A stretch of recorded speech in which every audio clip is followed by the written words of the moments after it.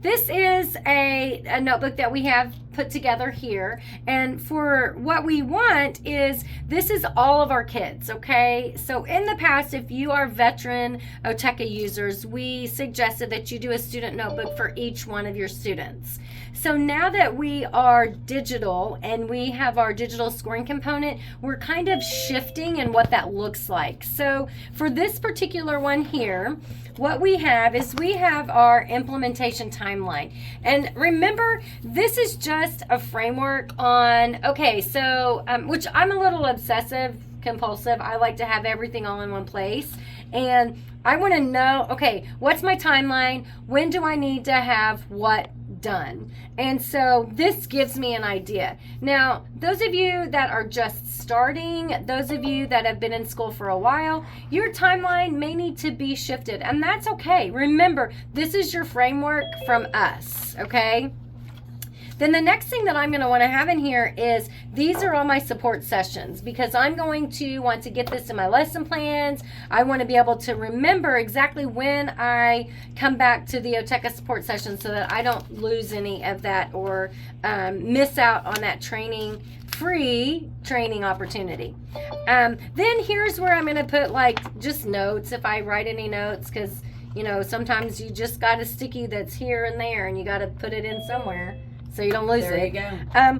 And then here's my first student. So Cheryl's my first student. I'm going to kind of zoom a little bit closer on this so you guys can kind of see what exactly it is that we're looking at. So I've run this report for her. Here's my student ID number, and this is my assessment summary. Okay, so this is my first page for Cheryl. And then, once again, I said I'm a little obsessive. I have my page divider to start my first report that I ran. And we're going to show you step by step how to get these reports. So this one's my all skills report. And what this tells me is, it tells me if my skill was mastered. It tells me if I have an intervention required.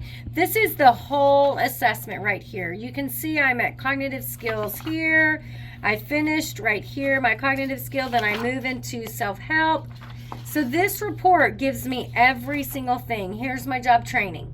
Okay. So every one of the 163 skills. That's right. It shows whether it was mastered or we need an intervention. Exactly. I got it all right here. So then once again, I have my little divider to my next report. And this one is my skills mastered. Okay, so this one tells me these are all of my skills that are mastered. So this is a really good way that we can brag on our kids, and we'll come back to talk about what that looks like here in a minute. Okay. But all of these are my mastered skills. Okay, so then once I go through the mastered, then I'm going to go into my interventions required. So this is the meat and potatoes of what I need, okay? This is our purpose for our assessment.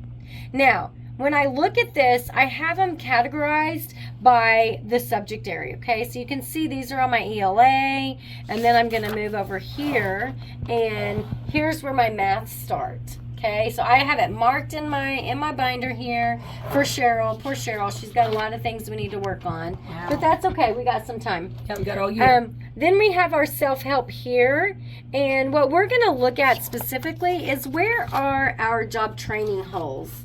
So here's where my job training starts, okay? Now, how do I know what makes a good IEP goal? When I'm looking at this, up at the top here, this tells me my mastery level. This tells me what objective my student tested at, and then this tells me what objective I need to start my intervention with. So I'm going to look for my zeros and ones, okay? So as I look through here, this one's not going to be a good IEP goal because I have 5 objectives and my student tested at objective 4. We're going to get that skill pretty quickly, so I'm not going to make that an IEP goal because my IEP goal needs to last me the whole year. Well, here is a 1 and here's a 0. So right now, I'm looking at, I've got 3 objectives and my student scored a 1, which is where he was performing. And then here, my student performed at 0, so he doesn't have this skill at all. So I'm going to take these 2 skills and make my IEP goal. Now, listen carefully, because I'm not going to ignore these skills here.